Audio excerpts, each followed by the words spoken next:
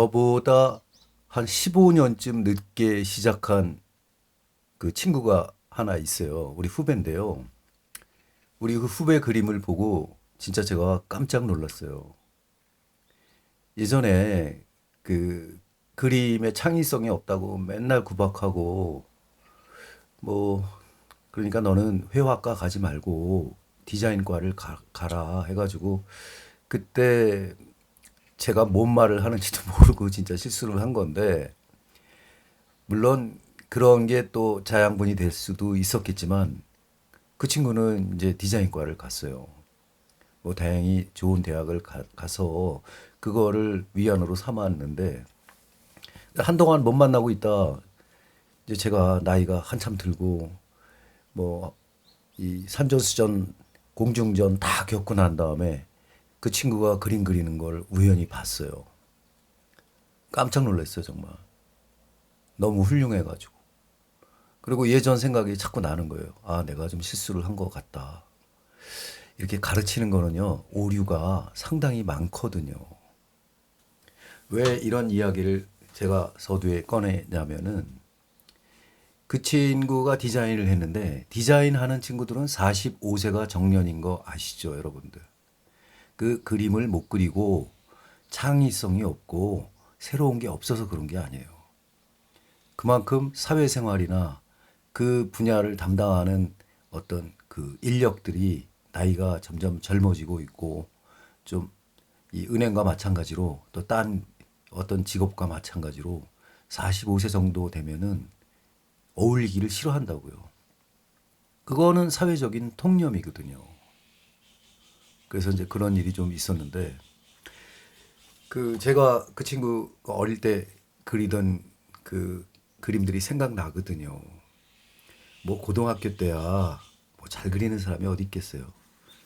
그때는 무조건 성실하고 또 열심히 이 강사들 말 잘 따라주고 그런 친구들이 진짜 최고였죠. 근데 이제 요즘 와서 제가 이제 깨닫는 거지만은 요즘 여러분들 미술 시장 특히 팔리는 그림 이런 거에 대해서 얼마큼 알고 계세요? 지금 콜렉션을 하시는 분들조차도 인지를 못하는 부분이 하나 있어요. 사람들은 주로 귀동량으로 산다고요. 자기의 본심과 어떤 순수함으로 사는 게 아니고 특히 요즘 이제 투자 개념으로 그런 게 많아졌잖아요. 거의 다라고 보면 돼요. 아트페어도 마찬가지고. 그 중에 순수함을 가지고 그림에 접근하는 콜렉터는 진짜 0. 몇 프로 정도밖에 안 될 것 같아요. 뭐 이런 얘기를 제가 왜 드리냐면은 저도 경험치가 충분하거든요. 수많은 오류를 범하면서 이 그림 생활을 해왔다고요.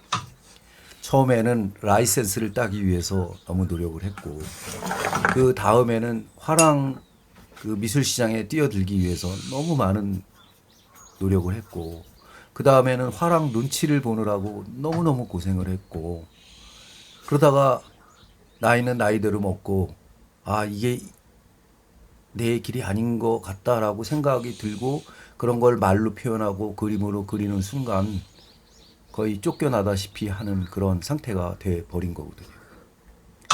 그러면서 얻는 게 있는 거예요. 말하자면.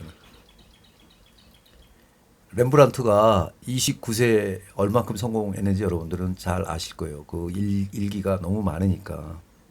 그런 다음에 어떤 권력과 그다음에 시기 질투하는 동료들에 의해서 왕따를 당하기 시작해가지고 결국은 죽을 때까지 거의 한 40년 가까이를 외롭게 지냈죠. 이제 그런 걸 보면은 근데 레므란트가 과연 그림을 못 그렸나요? 그 이후에? 그렇지는 않았잖아요. 또 새로운 빛에 대한 연구도 하고 그 혼자의 많이 갖는 그 시간에 많은 그 회환과 노력과 또 그런 거를 반복을 해가면서 또 자기 자신을 다졌을 거 그런 게 이제 눈에 선하죠. 이제 그런 거를 우리가 그 알고 있는데도 단지 이 세인들은 어떤 것만 보냐면은 아 미술 시장에서 쫓겨났어? 아 그랬구나. 안 됐다. 뭐 이런 생각은 같죠. 같지만은 마음속으로는 아 지금 잘 나가는 사람, 잘 팔리는 사람 그런 사람들을 나는 컬렉션 해야지 이런 생각을 당연히 하게 된다고요. 그러니까 고흐가 스위스에서 화랑리를 도와주고 있을 때 그때 주로 자기 담당했던 그 그림이 뭔지 아세요, 여러분들? 밀레의 그림이었어요. 우리는 지금 밀레가 그 뭐 이 만종이라든가 그 바르비종에서 그렸던 그 그림들이 엄청나게 좋은 게 많잖아요. 근데 밀레 그림이 안 팔렸다고 사실은 그 시절에도. 그 시절에 이미 콜렉터들은 새로운 문물, 새로운 경향, 유행 이런 거에 쫓기 바빴다는 이야기죠. 결국. 하지만은 그 밀레가 그 훌륭한 스타일과 훌륭한 사고, 훌륭한 그림이 죽을 리가 있겠습니까? 결국은 사랑을 받았잖아요. 물론 죽고 난 사후에 그런 거를 잘 살펴보면 내가 그림을 그리면서 깨닫는다는 거, 늦게라도 정신 차린다는 거 되게 중요하다 생각을 합니다. 어제 하루는 제가 이 드로잉을 한 30일 했는데 찍을 영상이 없어가지고 물론 뭐 하루 종일 그려도 이렇게 뭐 기초에 충실하다 보니까 진전은 없어요.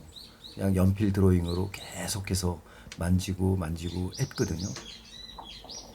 하지만 이 드로잉이 갖는 이 아우라는 그다음에 이 처음에 생각했던 이 존재감은 그림이 100% 완성될 때까지 가는 거거든요. 그러니까 어떻게 생각하면은 이 제가 처음 잡았던 이 초안이 거의 90% 이상을 차지한다고 봐도 그 과언이 아니에요, 그게. 근데 요즘 화가들은 그러나요? 안 그렇죠. 결과물에만 집착하죠. 그러니까 그 중간에 있는 거, 그다음에 처음에 시작했던 건 아예 깡그리 잊어버리기 십상이죠. 물론 이제 이런 얘기 저런 얘기를 하면서 제가 아까 서두에 꺼냈다시피 제가 화랑에서 그 비를 맞추기 위해서 열심히 노력하다가 거기에 이제 깨닫는 게 있을 거 아니에요, 저도. 그러면서 이제 비교 분석을 들어가는 거죠. 아, 그러면은 나는 이 특히 콜렉터, 이 돈 많은 사람들, 그다음에 세인들의 눈에 들기 위해서 아, 너무 인기 작품, 반복적인 걸 하지 않았나 이런 생각을 하게 되는 거예요. 마치 막 찍어내듯이 똑같은 거를 양산하지는 않았나 이런 생각이 드니까 오싹하더라고요. 사실은 제가 이런 걸 깨달아서 다행이라고 생각해요. 물론 얻는 게 있으면 잃는 게 반드시 있죠. 뭐 경제적인 거라든가 뭐 이 부자들 말을 안 들었으니까 좀 약간 따당하는가 싶기도 하고 뭐 여러 가지 그런 손해 보는 건 많지만은 하지만 냉정하게 바라볼 수 있는 시각은 얻은 거잖아요. 제가 결코 뭐 이 투자자들이나 아니면은 지금도 반복해서 계속 똑같은 그림을 그리는 사람을 이렇게 비난하고 그러는 건 아니에요. 그거는 하나의 트렌드니까 어쩔 수 없다는 생각이 들기도 해요. 하지만 저는 항상 저잖아요. 제 입장에서 생각을 해보는 거라고. 그리고 우리 구독자님들도 마찬가지로 개인이잖아요. 그럼 개인이 그 오류를 범하면서까지 계속 저렇게 내가 어떤 보여드리고 그런 게 맞는가 그런 게 이제 자꾸 생각이 드는 거예요. 그러니까 제가 여러 번 그 이 타이틀을 바꿨거든요. 이 유튜브 영상 제목을. 그러니까 제일 먼저 대문간에 그 어떤 거를 많이 바꿨는데 맨 마지막에 이제 바꾼 게 결국은 싹공이지만 그냥 돌아가는 거죠. 예전에 그 초심으로 싹공일기 했을 때로 돌아가는 건데 그때도 먹고 살기가 너무 빡빡해가지고요. 저는 그냥 아 부자에 의존하지 말고 내가 대중들에게 사랑을 받자 해가지고 이 뭐 사파든 뭐든 뭐 가리지 않고 그렸던 초심이 있었거든요. 그 전에 타이틀이 뭐였냐면 이미지 팩토리였어요. 이미지 팩토리라는 거는 공장이잖아요. 공장이지만 그 공장을 약간 빗대고 약간 그런 느낌이 좀 있다고요. 왜 제가 이런 팩토리 그런 걸 썼냐 이렇게 진심으로 말씀드리자면은 요새 유명한 화가들은 거의 공장같이 찍어내잖아요. 그거는 자기가 팝아트를 하든 다른 거를 하든 비슷해요. 왜냐면 어떤 말까지 유행을 하냐면은 아 이게 이 배 들어왔을 때 이 물 좋을 때 한몫하자 뭐 이런 말도 막 한다고 스스럼 없이. 그게 또 처세술이나 그게 당연한 거인 것처럼 또 인지가 그렇게 돼 있고, 그다음에 그 어떤 유행이라든가 이런 거에 뭐 민감해서 아 진짜 잘 나갈 때 그냥 챙겨놓자. 그리고 그게 나쁘다 좋다를 떠나서 그냥 스스럼 없이 돼버린 거예요. 하지만 그 와중에 본질은 계속 잊고 살아간다는 거죠. 뭐 이런 결과가 어떻게 생각하면은 한번 닥쳐보니까 이게 깨닫게 되는 거거든요. 그러니까 사람들이 얼마나 미련한 겁니까? 자기가 어떤 극한 상황에 가봐야 정신을 차리는 거죠. 친구들도 많이 잃었죠. 어떤 친구들을 많이 잃었냐면은 너는 아직도 가진 게 많으니까 그게 다 소진될 때까지는 아무도 안 도와줄 것이다. 그러면서 막 선을 긋는다고. 그러면 망하길 바라는 거잖아요. 그 사람이 망한 다음에 다 죽을 때 다 돼가지고 도와주면 뭐예요? 그럼 친구가 아니지. 그래서 그런 친구들은 정리하는 편이고, 그럼에도 불구하고 친구들이 또 새로운 친구들은 아, 너 지금 유지 잘해야 된다. 너 나이 먹었지 않냐? 언제 시작을 해서 언제 또 뭐 그렇게 하겠느냐? 집도 절도 그거 팔면 안 된다. 그 유지하면서 잘 갖고 오라. 뭐 이런 친구들이 또 있어요. 제가 마음속으로 얼마나 좋은지 모르겠어요. 그런 친구들이 좀 있다는 게 많지는 않지만 그래도 그런 것도 하나의 깨닫는 거잖아요. 좋은 시절에는 그런 거 잘 모른다고요, 사실은. 저도 오류를 많이 범했다고 말씀드렸잖아요. 처음에는 라이센스 따기 위해서 프랑스까지 가가지고 그 어렵다는 그 라이센스 에꼴대 보자로도 졸업했고, 또 화랑에 눈에 들어가지고 뭐 좋은 화랑하고도 계약을 했었고, 뭐 여러 가지 그런 게 있었지만은 이게 반드시 그 시절에는 그게 답일 수 있어요. 무슨 영화 제목 같네요. 그때는 맞고 지금은 틀리다 이런 말을 하잖아요, 제가. 근데 이조차도 예술에 굉장히 필요한 거거든요. 그 사실 지금 그림을 그리는 초보자님들이나 어떤 이 영상을 몰래 보고 계시는 작가들도 계실 거예요. 그런 분들한테 말씀을 드리자면은 기초, 특히 이 드로잉 성실하게 해나가는 것만큼 좋은 건 없어요. 제가 제 후배 15년보다 나보다 15살이나 어린 후배한테 감동을 받은 이유는 그거예요. 그 친구는 굉장히 성실하게 살았고 그 성실을 바탕으로 그 디자인계에서 많은 경험을 겪었고 이러면서 스스로 터득을 한 거예요. 아, 내가 비록 디자인계에서 45살이 넘어가면서 좀 약간 소외감을 느끼고 친구들도 떨어져 나가고 그다음에 업계에서도 아 이제 더 새로운 친구, 새로운 트렌드에 맞는 친구들로 자꾸 선회를 하니까 아 나는 그냥 예전에 내 꿈이었던 그 회화를 해야 되겠다 이렇게 마음을 먹고 시작한 게 세미라예요. 제가 세미라가 다 좋다는 이야기가 아닙니다. 그림의 세계에는 무한이고 무궁무진하거든요. 하지만 그 친구가 그 깨달은 그게 굉장히 좋은 거거든요, 사실은. 처음부터. 그래서 그 친구 그림을 봤는데 막 자연을 주제로 하죠. 물론 제가 요새 누누이 말씀드리지만 이런 물건, 스틸라이프 이런 것들은 인간이 다 만들어낸 물건들이에요, 전부 다. 그러니까 자연을 소재로 해가지고 뭐 공기를 그린다거나 나무를 그린다거나 뭐 새를 그린다 이런 문제하고 좀 다르다고. 그 자연주의의 또 어떤 그런 역사가 또 있잖아요, 미술계에서도. 하지만 이런 사물을 볼 때 저 사물에서 느낄 수 있는 어떤 저거를 우리 대중들 특히 이 사람들한테 보여줬을 때 어떤 감성을 느낄까라는 거는 잘 그려야 돼요. 잘 그린다는 거는 이 묘사가 훌륭해야 되는 건 맞잖아요. 그래서 하루 종일 이렇게 묘사를 하는 거예요, 데스잉을. 제가 편집할 때는 막 20배속 해가지고 휙 하면서 보여주지만은 오늘 같은 경우엔 그냥 내가 미완성 되더라도 이런 과정을 그려가면서 내가 하고 싶은 얘기를 하겠다 이런 그 어떤 이 콘텐츠를 만들고 있거든요. 뭐 이게 반드시 옳다고 생각하지는 않아요. 저도. 왜냐하면은 이 미술 대학에 가고 라이센스를 위해서 수많은 사람이 아직도 노력하는 거 이건 중요하거든요. 또. 뭐 사실 안 해본 것보다는 해보는 게 가장 중요하거든요. 하지만 일찍 깨달으면 더 좋은 거죠. 그런 게 바탕이 돼가지고. 가서 배울 점이 너무 많거든요. 미술대학에 가서. 그다음에 국내에 있는 미술대학을 가는 것도 훌륭하지만 해외도 만만치 않거든요. 온 세상이 그 자본주의에 다 지금 어떤 제국주의에 빠져 있는 듯 하지만 사실 그 본질은 계속 유지가 되고 왔었거든요. 그러면서 여러 철학자들이 예술은 죽었다, 뭐 일장 끝장나는 데까지 갔다, 뭐 이렇게도 표현을 하지만은 사실 멈추고 있지는 않잖아요. 사람도 생명이 지금 너무 연장이 돼가지고 어떤 사람은 이건 내가 할 일도 없는데 돈은 계속 까먹고 이거 어떻게 살아가야 되나 이런 걱정을 하는 분이 많다고.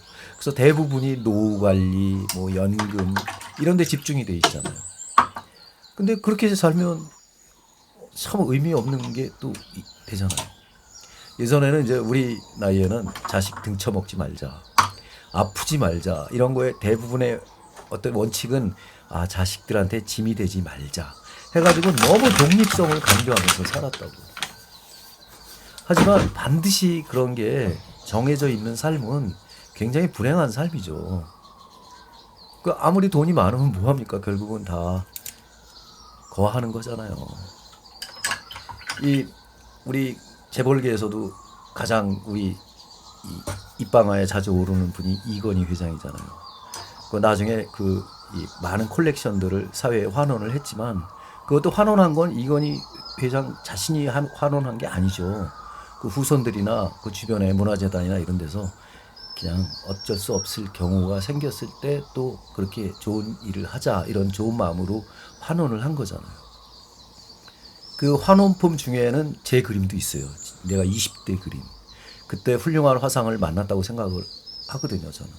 그 화상이 제대로 컬렉션을 할 수 있게 이건희 회장한테 조언을 해가지고 이 작가들은 여러 층이다. 이런 작가도 있고 저런 작가들이 있다. 그래서 한국의 문화 발전을 위해서 다 섭렵하시는 게 좋다. 이런 말씀을 드려가지고 엄청나게 많은 양의 그런 그림들을 작고 작가서부터 이북에 있는 작가, 그다음에 초창기에 1930년대에 그다음에 일본에서 유학했던 세대들, 그다음에 이 가리지 않고 수집을 하게 권유를 해서 그게 성사가 돼가지고 많은 소장품을 지금 결국은 이제 환원을 해가지고 국립현대미술관이 잘 써먹고 있죠.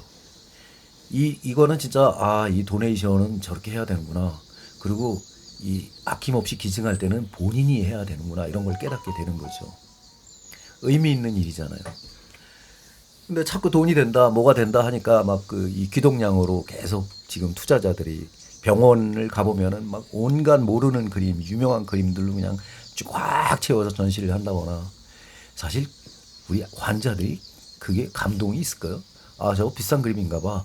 저 사람 그래서 사회적으로 굉장히 유능한가 봐. 이런 쪽의 생각은 할 수 있어도 그거 도움 안 되거든요. 결국은 아무리 돈이 많고 인격이 그냥 그 정도면 그 정도예요. 콜렉션의 그게 단점이자 그런 거죠. 화랑도 마찬가지죠. 화랑이 우리 화랑을 통해서 그림을 사면은 나중에 80%까지는 제가 책임져 주겠습니다. 일종의 약속이긴 하지만 100%까지라는 말을 안 하는 걸 보면 참 그것도 매번 그림이 가지고 나와서 이거 팔 수 있을까? 컬렉션 하는 분들은 그런 생각을 많이 하죠. 그나마 그래도 저거 나중에 저 사람 크면은 비싸지니까 이런 생각을 하는 분들이 거의 더 많거든요. 그래서 그런 게 투자라는 거잖아요. 그걸 교묘히 이용하기도 하고 하는 게 또 어떤 화랑이에요. 근데 그게 나쁜 건 아니에요. 그냥 상업주의에서 당연한 그 이론이거든요. 근데 거기에 속해 있는 화가라든가 이런 사람들은 굉장히 위험하다고 사실은. 세월을 많이 까먹을 수가 있죠. 그러면서 이 말도 안 되는 그 외국 지상주의 그 어떤 그런 미술을 받아들여 갖고 그 남들이 했던 거 베껴먹고 이런 식으로 진행되는 게 너무 많잖아요. 그러니까 이런 거는 솔직한 입장에서 별로 바람직하다고 생각하진 않습니다. 그리고 그렇게 한 세월을 살아가서 독특한 세계를 구축했다고 쳐요. 만약에 요즘 잘 나가시는 분들 보면 거의 공장이잖아요. 그래서 제가 이미지 팩토리라고 했는데 찍어낸다고 거의 비슷하게. 제가 이런 말씀을 드릴 수 있는 거는 저는 유경험자이기 때문에 말씀을 드릴 수 있는 거예요. 그게 괜찮은 방법인 줄 알았거든요. 여태까지는.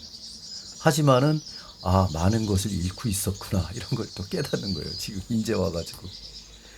그래서 그런 말씀을 드릴 때 옛날부터 뭐 조심해라, 말을 조심해라, 뭐 이런 말 많이 듣잖아요. 하지만 진실이라는 거는 항상 존재하거든요.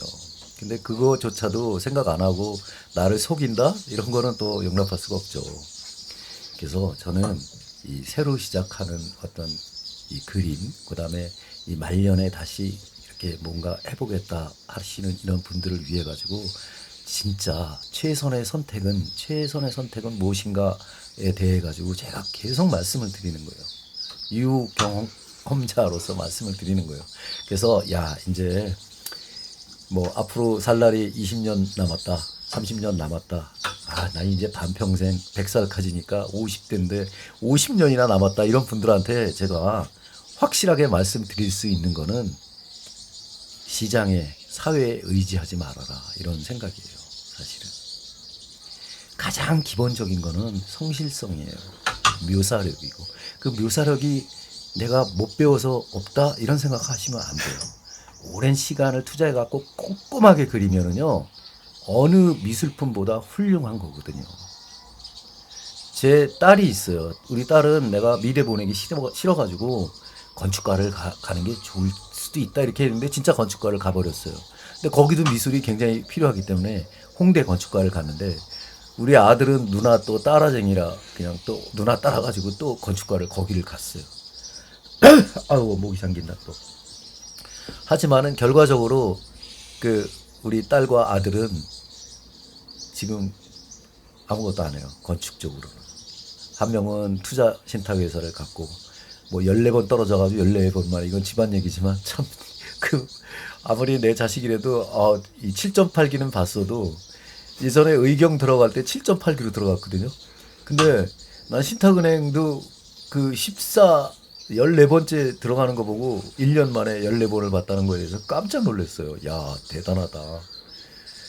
근데 야, 은행에서 왜 그 건축가를 뽑는 거야? 그랬더니 모든 부동산이나 이런 건축물은 감정가에 건축이 들어간다. 그래서 건축가가 또 몇 명을 뽑아야 된다. 이런 이론이 있더라고요. 그래서 이 세상이라는 게 참 만만하지 않구나. 이런 생각을 했는데 우리 딸은 또 뭐를 하냐면 건축을 하는데 무슨 건축을 하냐면 인형의 집을 건축을 해요.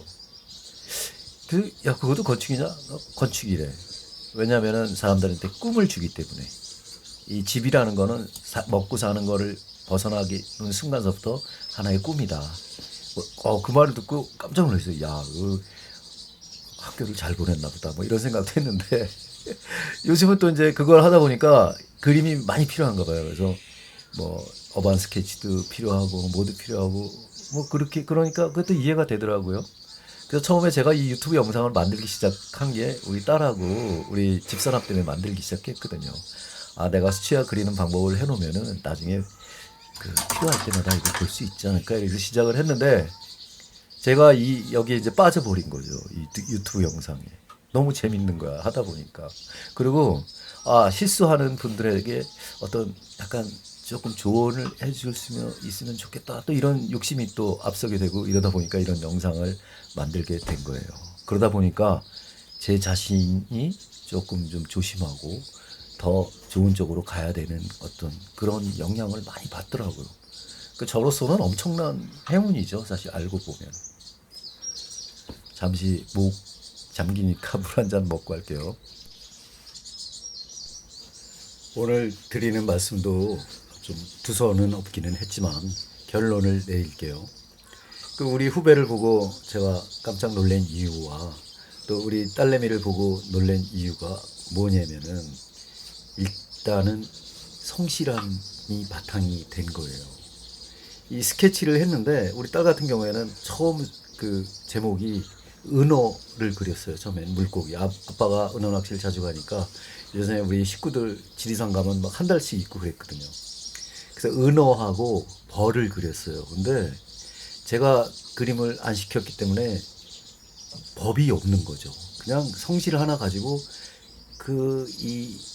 어떤 연필도 그 건축가에서는 HB를 많이 쓰거든요. 그 흐린 연필로 시작을 해가지고 진하게 들어가는데 그 벌을 그렸는데 법이 없어요. 막 크로스 뭐 이런 거 우리는 쓰지 말라고 그렇게 배웠는데도 그냥 열심히 해가지고 벌을 그렸는데 너무 잘 그렸더라고. 제가 그 영상 그 있으면 이제 찾아서 보여드릴게요. 그래서 야 이게 가리켜서 되는 게 아니구나. 물론 어떤 이 사람들은 그렇게 얘기하잖아요. 뭐 피는 못 속인다. 근데 그런 거 없어요. 우리 집안에 유일한 화가는 저거든요. 우리 조선시대에는 우리 집안이 이 출판 그 최초의 출판업자를 하셨다고 하는데 물론 이제 뭐 그 선조들의 그 어떤 고문진보라고 사전 같은 거 이런 거 그다음에 방각본 이 선비들을 위해서 이 공부하다 보니까 이 경험에서 얻는 거죠. 그것도 이 출판을 해야 되겠다 해가지고 숙종 시대 때 그 출판을 시작해가지고 이 방각본을 만든 집안이거든요. 그러니까 글 쪽은 모르겠어요. 뭐 이 선비나 뭐 글 쪽은 그래도 유명하신 분이 굉장히 많은데 이 그림 쪽은 저 혼자거든요. 그러니까 무슨 피를 이어받아요? 그건 아닌 것 같고 뭐 아빠가 또 이 수십 년 그림만 그리니까 보고 들은 거는 있었겠죠 물론. 근데도 그 보니까 잘 그렸더라고. 그래서 야 이 라이센스는 뭐 물론 이제 그런 걸 위해서 학교를 들어갔지만 또 여자애 같은 경우엔 학교가 일단 많이 보호를 해주잖아요. 어떤 그 사회적으로 어떤 그 건강한 보호를 많이 해준다고. 그런 목적으로라도 대학을 가는 거는 찬성인데 거기가 홍대이다 보니까 미술 대학이잖아요. 그러니까 보고 듣고 배우는 거예요. 그래서 야, 저거 무시 못하겠다. 저 라이센스나 그런 것도 중요한 거다 이렇게 생각을 하고요. 또 우리 후배가 이렇게 성실성을 보인 거에 대해서는 저는 굉장히 높이 보는 게 뭐냐면 가르칠 때 잘 가르쳐야 된다라는 거는 틀림없는 것 같아요. 그 친구가 이 회화적 창의성이 없어가지고 나는 회화과에 가서 굉장히 고생할 것 같아서 디자인과를 갔으면 좋겠다 이런 생각을 한 건데 물론 제가 제 말을 들어서 반드시 그런 건 아니에요. 그 친구의 선택권이 또 있었으니까 자기가 또 디자인과를 가길 원했고 하지만 그 가서 그 요새 신개념 그 어떤 이 그 창의성 있는 그런 디자인과들 굉장히 많잖아요. 사람들의 마음을 산다는 게 굉장히 어려운 거거든요. 그건 물건도 똑같다고 생각해요. 광고도. 그 하나의 그 광고를 위해 가지고 엄청난 아이디어와 그런 게 필요하거든요. 디자인도 마찬가지예요. 어떤 산업 디자인 하는 분들 보면은 저거 그냥 만만하게 나오는 게 아니다. 진짜 미술 공부 열심히 해야 저 나오는 거겠다 이런 생각을 많이 하거든요, 저는. 근데 거기서 가장 중요한 요소가 뭐였냐면 성실성과 묘사력이에요. 근데 이 친구가 45살까지 그 업계에서 그런 일을 하다가 다시 어떤 뭐 사회 정년이 되고 이러다 보니까 그만두고 다시 회화의 그림을 그리기 시작했는데 그거가 경험이 돼가지고 엄청 잘 그리더라고요. 지금 제가 말씀드리는 건 그런 거예요. 이 묘사력, 특히 데생, 기초 드로잉은요 시간이 아무리 많이 걸려도 잘 그리고 봐야 돼요. 진짜 성실하게 그려야 된다고. 제가 화력이 4, 50년이면 뭐예요.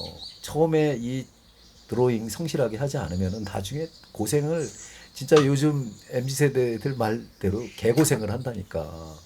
그러니까 처음서부터 딱 원칙에 맞게끔 열심히 묘사를 해야 돼요. 그러니까 제가 지금 이거 밀리 이 캠프 스토리를 만들면서 이 가방에 이거는 이 가방에 이 어깨에다 걸치는 그 어떤 가죽이라든가 이런 게 잘 보이게 뒤집어 놓고 이 그림을 그리지만은 각 위치에 따라서 보이는 각도가 굉장히 다르거든요. 근데 그릴 게 너무 많은 거예요. 뭐 하다못해 제가 세밀화적으로 접근을 하려면 실밥까지 다 그려야 되거든. 물론 그릴 때 적당한 이 연필선이 보이게끔 한 다음에 저게 묻어나면 안 되니까 또 이 제일 좋은 거는 떡 지우개인데 이거 분명히 산 거 같은데 어디다 두는지 모르겠어요. 그래서 그냥 고무로 좀 찍어줘서 연필선을 좀 흐리게 한 다음에 그다음에 갈필법으로 계속 또 처음서부터 그냥 이렇게 갈필로 해가지고 이 묘사를 하시는 분도 있어요. 달인 분들이죠. 그런 분들은 그렇게 하는 분도 계시지만은 그래도 그냥 배운 대로 처음에 가졌던 그 기본기를 계속 이용을 해가면서 성실하게 묘사를 해주자 이런 생각을 하는 거거든요. 저도. 그래서 지금 이거를 어제 하루 종일 이거를 묘사하고 있었다고 그런 얘기입니다.